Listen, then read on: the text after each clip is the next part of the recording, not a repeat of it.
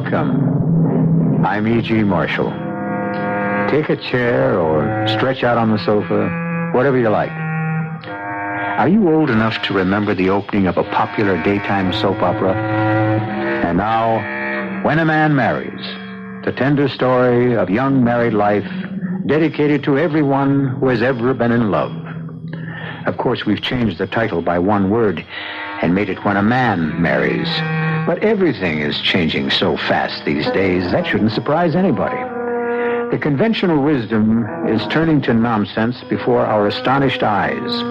And the day may not be far off when the man, not the girl, walks proudly down the aisle to join his eager bride at the altar. Stranger things have not only happened, they are happening right now. I'm getting married tomorrow. Oh? Anyone I know? Mildred Cavanaugh. Well, her father's a patient of mine. Ooh, don't tell him I was here. Why not? He might tell her. So? She'd kill me.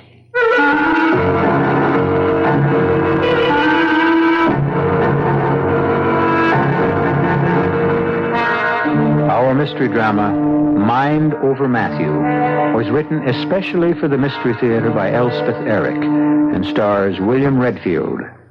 It is sponsored in part by Anheuser-Busch Incorporated, Brewers of Budweiser, and Buick Motor Division. I'll be back shortly with Act One.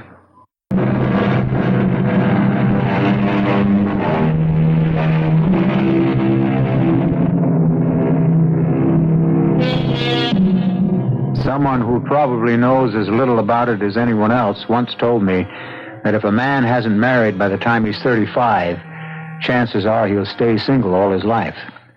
Well, our hero, Matthew Parker, being 40, is about to become the exception to that rule. If it ever was a rule, which I doubt. Listen with me now to the tender human story of when a man of 40 marries. Morning, Hester. Why, Mr. Parker, good morning. How are you, Hester? Oh, I'm fine. Well, I must say you're looking very well. Very well indeed. Oh, I feel very well. Well, so what brings you here? Is Dr. Caparati in? You didn't have an appointment, did you? No. I just took a chance. Oh, well, his 11 o'clock is late. He's in his office. Oh, good. Okay to go right in? I think so, just not first. Sure. I must say, I've never seen you looking better. Thank you. Yes? Hello, Fred. Oh, Matthew. How are you, fella? Well, you look great. Well, that's what Hester was just saying. Well, she's right. You feel okay? Marvelous. So what do you want with the doctor? Not that I'm not always glad to see you. Well, it's about my warts. Oh, Matthew. On my left hand, you know. I thought we'd about given up on those. What's a pesky thing? Oh, Fred, I can't give up, no. Well, I've tried everything, Matthew. Why don't you just resign yourself? I can't. I'm getting married. You're what? I know. I'm 40 years old, never been married, but, well, I'm in love. Do I know her? Mildred Cavanaugh? Well, she's only 20, Fred, but very mature. Well, her father's a patient of mine. Yeah, but you don't know Mildred. Well, she's never been to see me, no. No, Mildred doesn't have much use for doctors. No? Well, say, I feel that way myself sometimes. Yeah, Mildred says whatever's wrong with her, she can cure herself.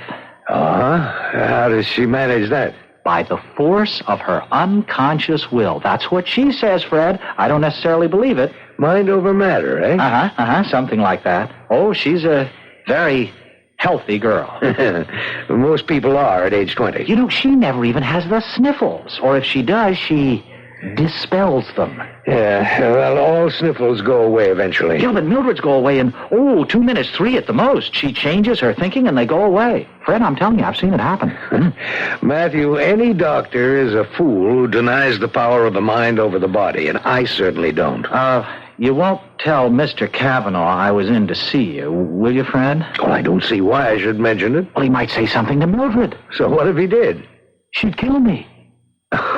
Surely not that. Well, she's pretty violent on the subject. She says once we're married, I won't have any pains or sicknesses of any kind. She'll see to that. What is she, some kind of a witch? Oh, she's a sweet, lovely girl. And, Fred, I do feel better. I mean, healthier and stronger since I've known her. I think a sweet, lovely girl of 20 would make me feel better, too, Matthew. Yes?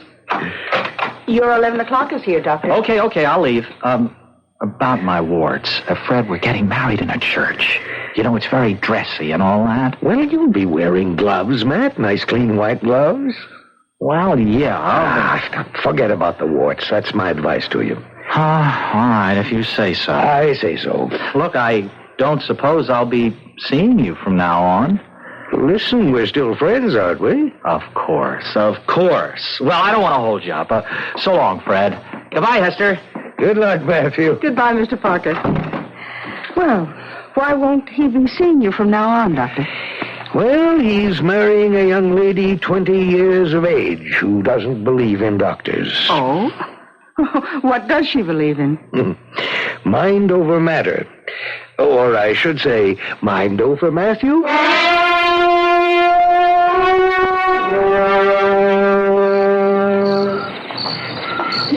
Come to bed, darling. In a minute. Now. Okay, Maddie. If you insist. Oh, Mildred. You're so lovely. Oh, wait a second. What for? Well, let me get rid of this headache. You've got a headache, you? I never said I was perfect. Well, I'll get you an aspirin. No, I never take pills of any kind. I've told you that. Oh, honey, everybody I takes them. don't. I never have, and I never will. Just let me lie here and concentrate. Oh. What are you concentrating on? Horizons. There isn't any horizon, honey. This is our bedroom. Is it okay for me to kiss your shoulder while you're concentrating? I guess.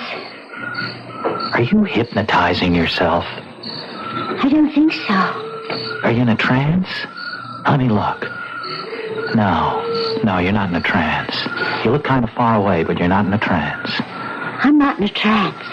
Well, then what are you? Is this some kind of auto-suggestion? I've heard of that. That must be it. Is it? I'm extending my powers, that's all. Oh, extending your... That's all, huh? Mm-hmm.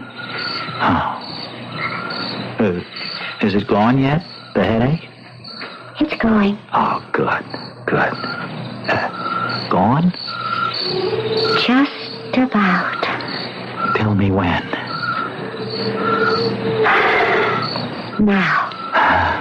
That's marvelous, the way you do that. It's nothing, really. I couldn't do it to save me. Oh, yes, you could. Anybody could. Didn't you say something before about kissing my shoulder? Oh, you know what? I'm going to start with your fingertips. I'm going to kiss them, and then I'm going to kiss your hand and your arm and your elbow and right on up to your shoulder and then your neck. Oh, why don't you start? Start? Oh, First little finger. Second little finger. Third little finger. Fourth little finger. Maddie. Don't stop, sweetheart. Oh, little wrist. Don't stop. Little arm. Maddie, don't stop. I said, don't stop. Oh, never. Why did you stop? Huh? I didn't.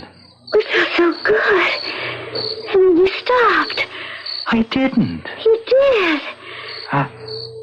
Look, we'll start over, okay? One little finger. Two little fingers. 3 little fingers.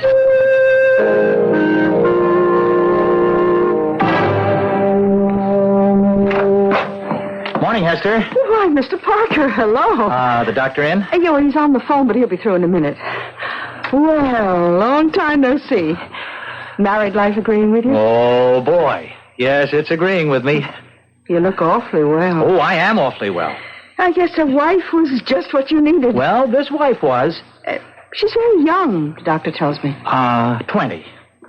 Pretty? Oh, it's very pretty. Oh, isn't that nice? Oh, the doctor's off the phone now. You can go right in. Thanks. Come in. Well, Matthew, good to see you, fella. Hello, Fred. Well, for Pete's sake, how are you? Wonderful, just wonderful. Ah, so this is not a professional call, eh? Good. In a way, Fred, it is. Oh, something wrong? No, something right, I think. Fred, I think my warts are going away after all this time. Well, let's have a look. Yeah. See? Don't they look better to you? Yeah. Yes, I do. Mildred's been working on them, Fred. Working on them? How? Oh, not medically, Fred. Spiritually. Oh? They're like you said, mind over matter, but they are better, aren't they, Fred? Yes, definitely. They've been disappearing one by one. That's what puzzles me. Huh? Why? What puzzles you? Well, warts don't disappear one by one, as a rule. Warts are small tumors on the skin formed by enlargement of the papillae. Well, why shouldn't they go away one by one? Because medically, that's not the way it works. They disappear all at once, together. At least that's been our medical experience. Well, your medical experience must be wrong. Maybe it is this time. Medicine has nothing to do with it, perhaps. You mean it is Mildred that did it? Well, I was never able to do it, that's for sure. Mildred did it by the force of her unconscious will? Well, I wouldn't know about that, but as I've told you, every doctor makes a little bow in the direction of mind over matter. Yeah, but is it Mildred's mind or my mind? Well, who knows? Well, I wasn't ever able to do it before. Matthew, I heard of a boy once who had warts, a lot of them, and his mother was in despair over it. But you know what she did? She told him she'd give him a quarter for every wart. You know what happened? The warts fell off one by one. Cost the lady about $15. One by one, they disappeared, like mine are doing. Did the boy's warts ever come back? Not that I know of. He and his mother left town shortly afterwards. It got a little uncomfortable for them. Everybody was saying she was a witch. Is that what they called her? Not that I think she was, necessarily. Fred, how do you tell a witch? Oh, I don't know too much about that, Matthew. Why don't you ask Hester? She knows everything there is to know about witches. Well, I'd rather not talk about it to Hester, if you don't mind. Why can't you tell me? Well, all right. Witches are very nice people, actually, so Hester says. I mean, they're not like sorcerers. Sorcerers tend to be malevolent, mean sort of people, making blood sacrifices and all that, weaving spells, concocting potions, holding rituals, all that sort of thing. That's sorcery. But witchcraft, well, witchcraft doesn't go in for any of that, Hester says. Witchcraft is just the use of our unconscious powers. The unconscious will. Yeah, the unconscious force or urge, well, whatever. But Fred, how do you know who's a witch and who isn't? Well, you really should ask Hester about that. No, please. I want you to tell me. Well, for one thing, Hester says that a true witch always has one spot on her body which feels no pain at all, which is completely insensitive. Insensitive to pain. One spot. That's what she says. Fred, would it follow that this one spot on a witch's body that is insensitive to pain, Fred, would that spot be insensitive to pleasure, too? Well, I suppose it would. Why, Matthew? Oh, Fred, I think it's possible. I think it's just possible I married a witch.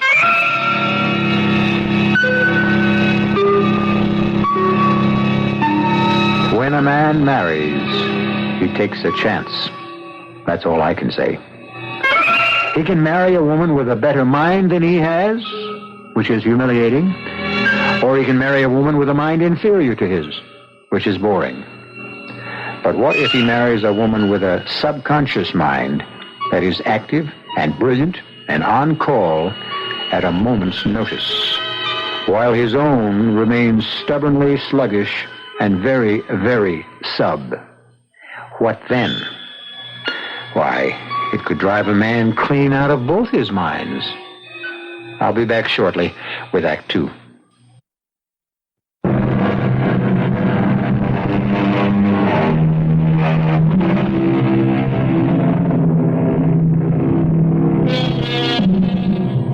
40-year-old hero, Matthew Parker, has married a 20-year-old lady with an insensitive area on her right arm just above the elbow and a powerful subconscious mind. Matthew, on the other hand, has warts on one hand and a subconscious mind which has not shown signs of life in years.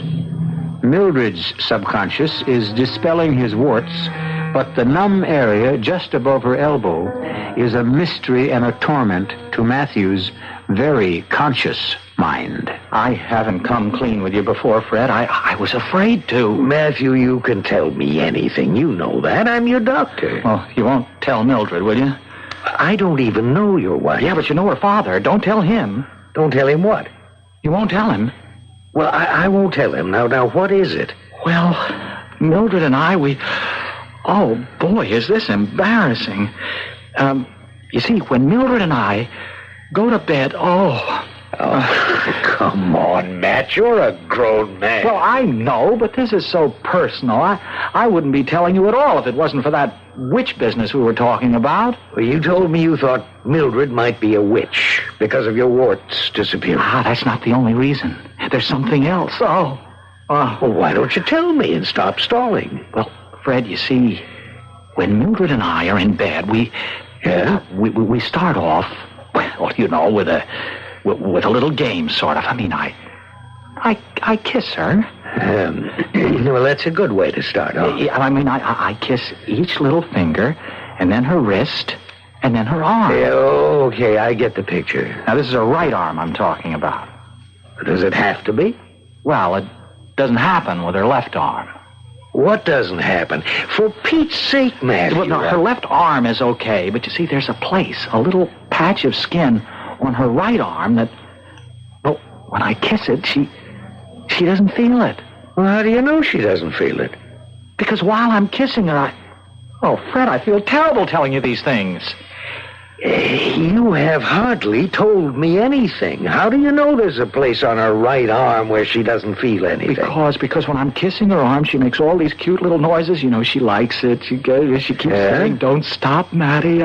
Well, go on. Well, the first time I did it, you know, starting with the fingers, etc., I got almost to her elbow, and all of a sudden she says, "Why did you stop?" She was very annoyed, you see. She said, "Why did you stop?" Well, why did you? I didn't. That's what I'm telling you. She's got this place below her elbow where she can't feel me kissing her.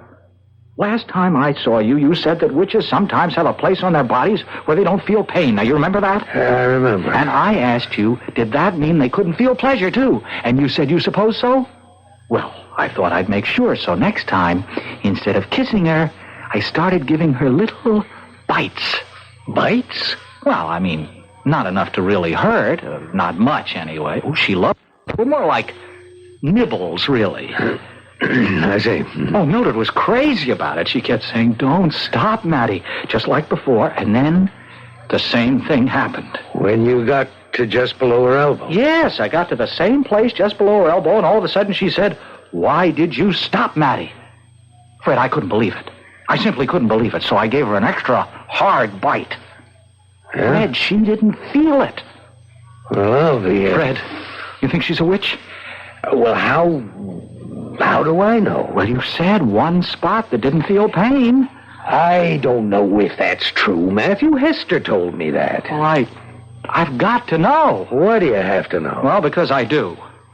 I mean, thing to marry a girl 20 years younger, but then to find out she's a witch, I mean, it's spooky. Yeah.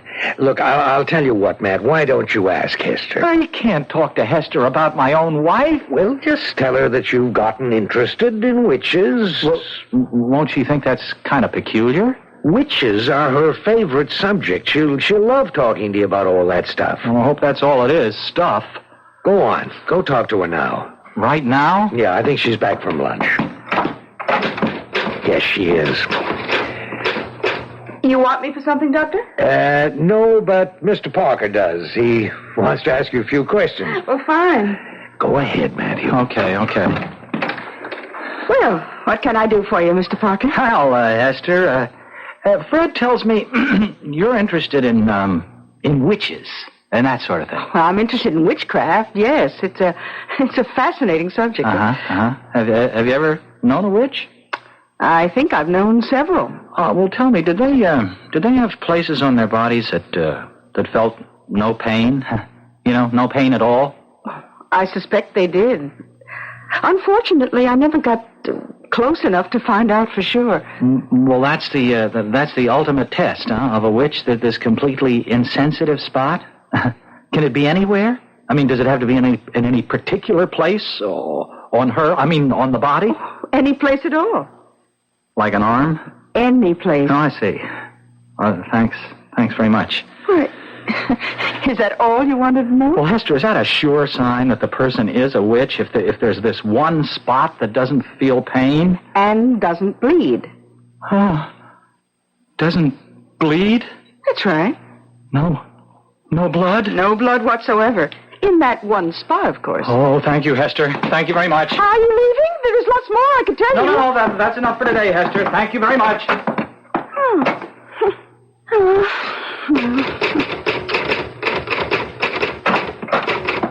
Mr. Parker left? Oh, yes, he left.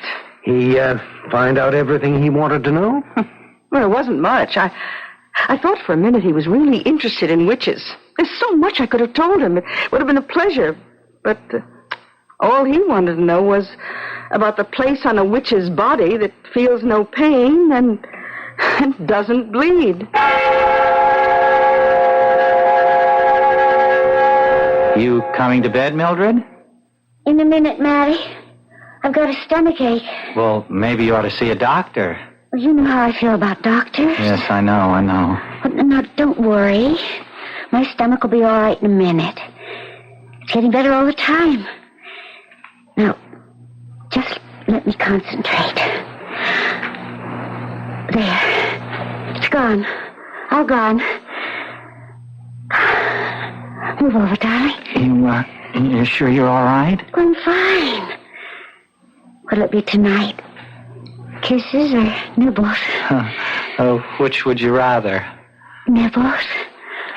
Oh, I love those little bites. They get me all excited. Okay. Now, first the fingers. One little finger. Two little fingers. 3 little fingers. Oh, that's lovely. Don't stop. Little hand. Little wrist. Little arm. Oh, yes. Don't stop. I said that. What are you Oh, Mildred, forgive me for what I'm about to do. What are you going to do, Mary? I already did it. Did what? You didn't feel it. Feel what? And you didn't bleed.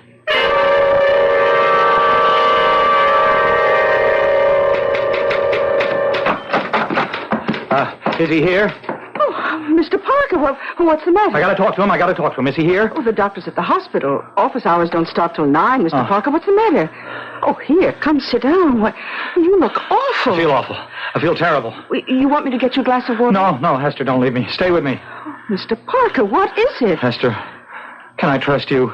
Well, of course you can trust me, but what is it? I was going to talk to Dr. Caporato, but if he won't be here till 9, I can't wait that long. I could hardly wait till morning. I snuck out of bed at 6 o'clock. Oh, Hester, can I talk to you? Well, of course you can talk to me. About my wife. I feel so disloyal talking about her, but I've got to. You can talk to me. Believe me, you can. Hester, I think my wife is a witch. Oh? I'm practically positive. Well, what makes you think so? Now, first, it was the way she made my warts go away.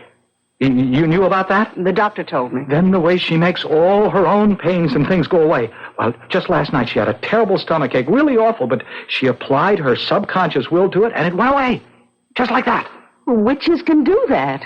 That and more. Well, I wouldn't have left her to come here if it hadn't gone away. I mean, I wouldn't have, no matter what she said, but she said she was fine, so I came.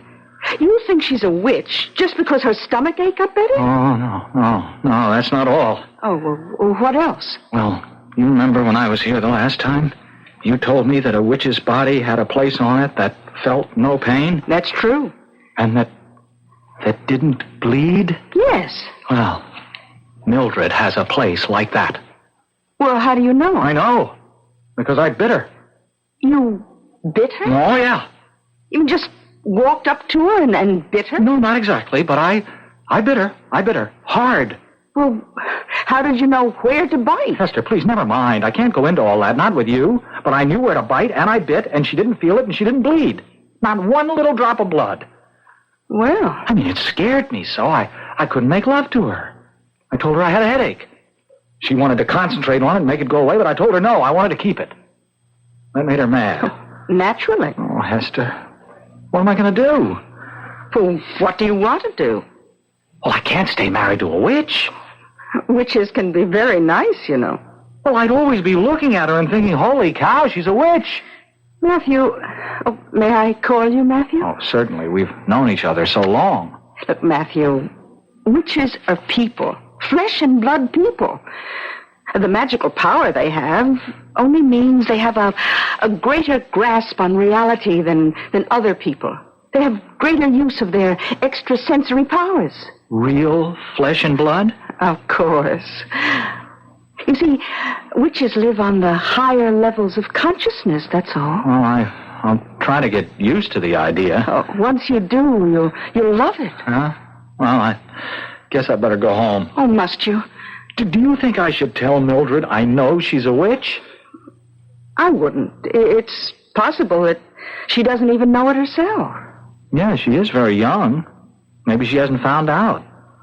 Yeah, I'd better go home. She really had a terrible stomachache last night. Oh. You know, for a witch, she certainly gets a lot of aches and pains, more than I do, really. Well, she's only human, Matthew. Well, thanks, Hester, for talking to me. It helped a lot. Oh, I'm glad. Here, let me take you to the door. Oh, I'm all right, really. Oh, sure you are. Thanks again. I'll be fine now. Who's that? Who? Where? Crossing the street. Boy, it's Mildred. Well, is she coming here? Yeah, it looks like it. She looks like she's in a hurry. She shouldn't cross the street in the middle of the block. That's right. No, she's up. Mildred! Mildred, look out! The truck! Look out for the truck, Mildred!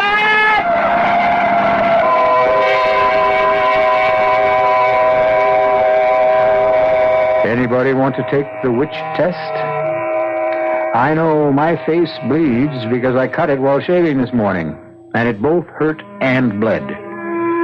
But there's all that other flesh that covers the rest of my poor old body. Would you have me go over it every inch with even the tiniest of pins? Thank you, but no. I've other things to do, and frankly, I'm not keen on finding out.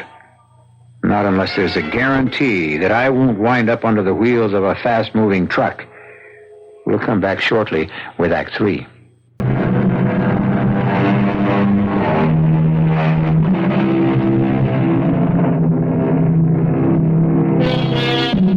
Poor Matthew. Poor 40-year-old Matthew, who married Mildred, a 20-year-old witch. Poor Mildred, who could make warts vanish and dispel her own aches and pains by sheer force of concentration, but who died suddenly and carelessly, albeit painlessly, under the wheels of a 2-ton truck. What price being a witch? What price being the widower of a witch? Well, I can't tell you how much I appreciate this, Fred. You know, the two of you coming over here for dinner. Oh, how's the steak, by the way? Oh, it's great. Marvelous. You two are about the closest friends I've got now. You're the only ones who knew about Mildred. I mean, knew all about her. I'm really very grateful to you both. Don't mention it, Matthew. We're happy to be here. Oh, you know, this is the first time I've seen anybody at all, since Mildred got run over. I've been in shock. Well, who can blame you? Where was the second sight witches are supposed to have? She didn't even see the truck, and it was a big one. Second sight doesn't mean sight with the bodily eyes, Matthew. Well, it should, I think. Well, the thing I don't understand is what she was doing on my street.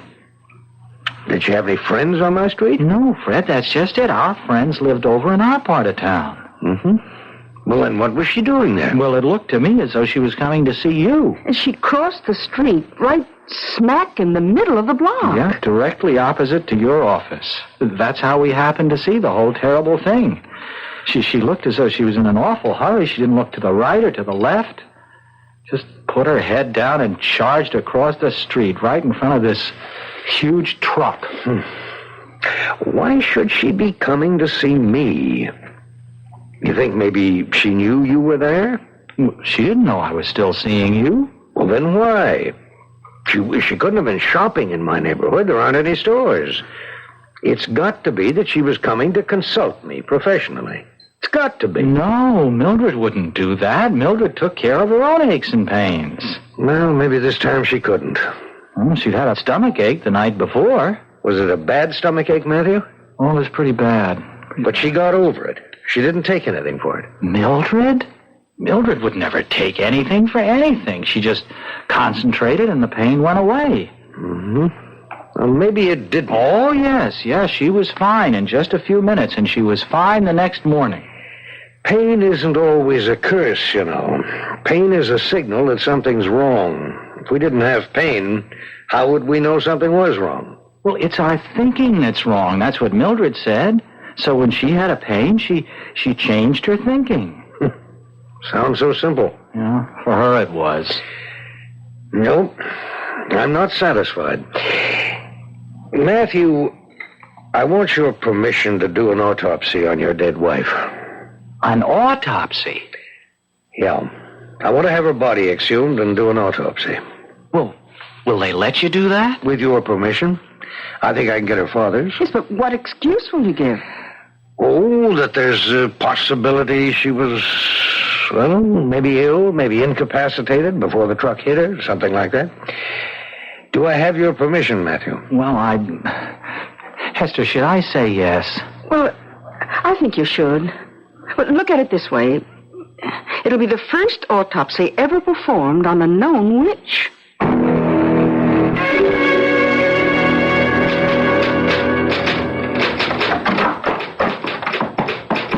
Hello, Matthew. Hello, Hester.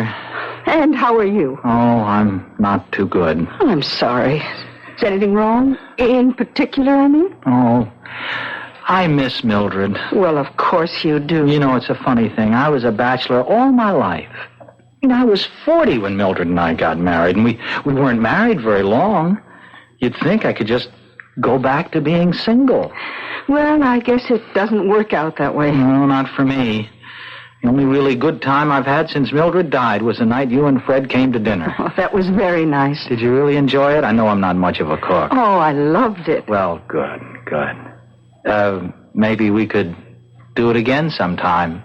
Look, how would you like to come to my place for dinner? I'm a very good cook. Or so I'm told. Say, I'd like that. I'd like that a lot. Sometime next week? Or this week? Tomorrow night? Great. And look, we won't talk about Mildred at all, okay? If that's the way you want it. Well, sure. I've got to forget all about her and her being a witch and all that. You think Fred's done the autopsy yet? I'm darned if I know why he wanted to do that. Well, he was curious about why a witch like Mildred would be coming to see a doctor. Well, I don't know why I said, okay, go ahead, and then why her father said okay. Matthew, Mildred's father knew. Knew what? That Mildred was a witch. No. Well, he suspected something. He knew she had these self-healing powers ever since she was a little girl.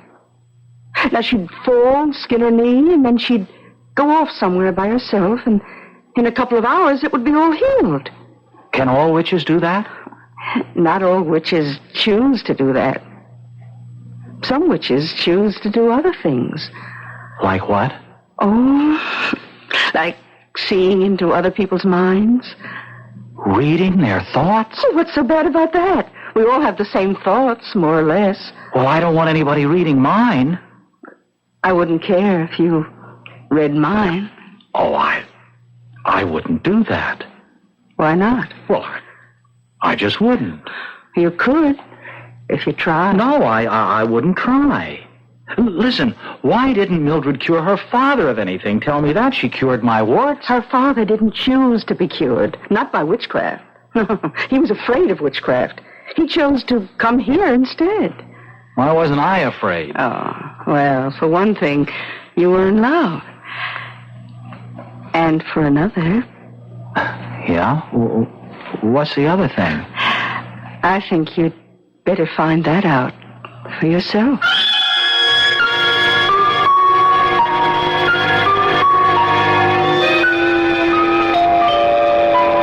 Coming. Oh, hello, Fred. Hello, Matthew. Come on in, come on in. Thanks.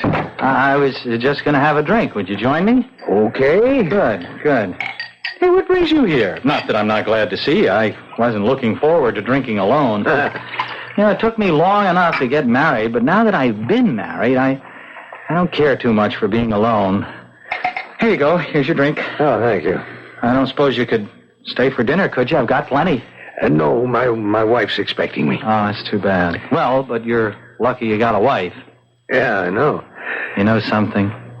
This morning when I was having breakfast and reading the paper, I got so darn lonely, I just started to cry.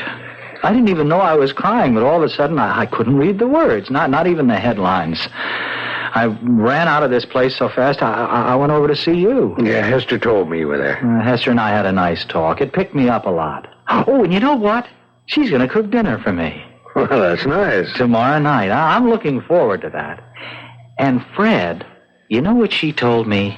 She said Mildred's father has known all along that she was a witch, or that there was something, well, odd about her, self-healing powers ever since she was a kid. Yeah, that's right. That's why he agreed to the autopsy. Oh, yeah, the autopsy. Yes, I've got the results. Yeah? Matthew, your wife had a ruptured appendix. You mean... But she said it was just a stomachache. Well, she was wrong. But, Fred, she made the pain go away. She told me so. She was telling the truth. Well, it must have come back then. And this time, she couldn't make it go away. She panicked. Her witch's powers failed her. Well, let's say she just overextended them. And she was on her way to see you. Peritonitis had set in. She might easily have died, even if the truck hadn't hit her. Oh, poor Mildred. Yeah. Like I told you, Matthew, pain does have its uses. Or what are doctors for?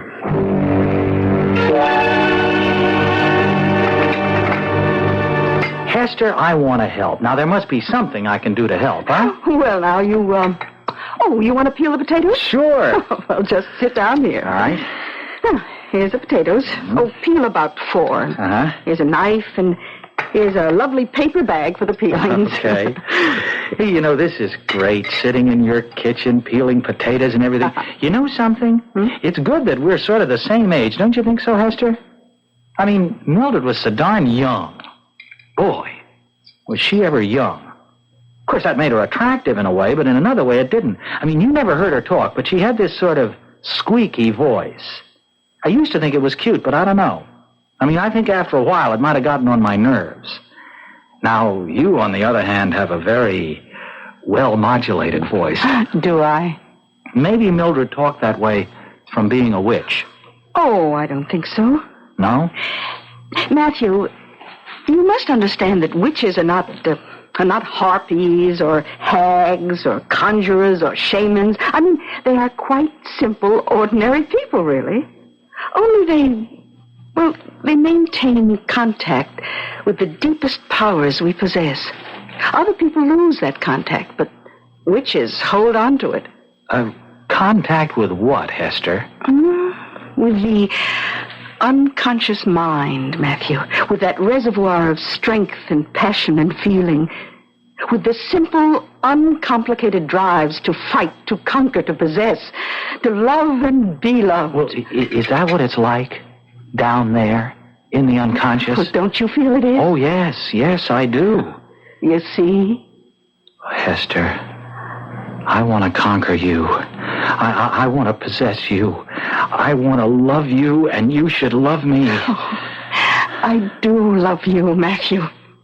You do? I always have. Well, you never told me. I wanted you to find out for yourself. Well, say. I think I better get back to peeling the potatoes. This is all kind of overwhelming. Oh, darling, you'll get used to it. Matthew, hey, look what you've done. What have I done? Oh, what's this? What's what? Here on the table. Oh, I don't know. What is it? But I believe it's the tip of your thumb. Well, yeah, the tip of my thumb? Give me your hand. Your left hand. Here, put the potato down. What? There. You see? You've cut off the tip of your thumb. Well, how'd I do that? Well, when did I do it? Oh, a few minutes ago. Hester, it isn't bleeding. There's no blood. Not a drop. But that's impossible. No. It's not impossible, is it? Not for us witches, it isn't. Us witches? Nothing is impossible for us witches. You too? Me too. Oh, darling, don't look so unhappy. Witches are just like ordinary people. Only better.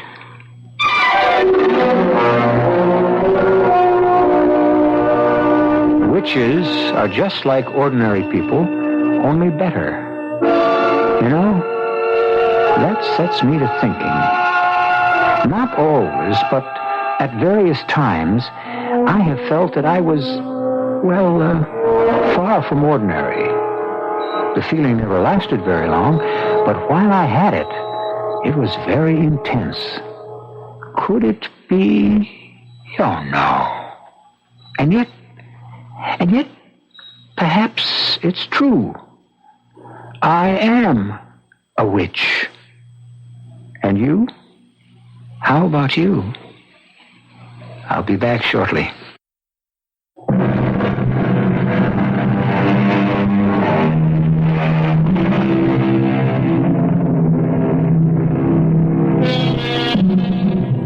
Is it possible we're all witches? Do we all have secret powers, untapped powers that we ourselves do not recognize? Of course it's possible. Beginning right now, I'm going to develop mine. And I'll keep in touch. I'll tell you from time to time how I'm doing. The only thing is, I don't quite know how to start. Our cast included William Redfield, Evie Juster, Bryna Rayburn, and Kurt Benson. The entire production was under the direction of Hyman Brown. Now, a preview of our next tale. Mike! He's pulling away from the curb! Okay, that doesn't mean he's after us. He's following us! Now, don't panic. Maybe he's heading someplace else. Where? This road leads away from town. There's nothing for more than 80 miles. He's after us. Why? I don't know. What do you mean you don't know? You know everything. Shut up. He's after us. Look, he's gaining on us. I'll lose him. He wants us. Oh, Hold the wheel. Hold the wheel steady. Steer. Don't shoot at him. I've got a gamble. He hasn't hit the radio yet. I can stop No, it. don't. Steer to the right. No. Hold the car steady. They're firing back at us. They're shooting back. Get away from the wheel.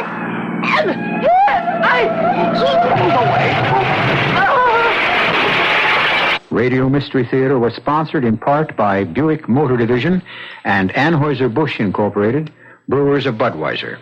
This is E.G. Marshall inviting you to return to our Mystery Theater for another adventure in the macabre.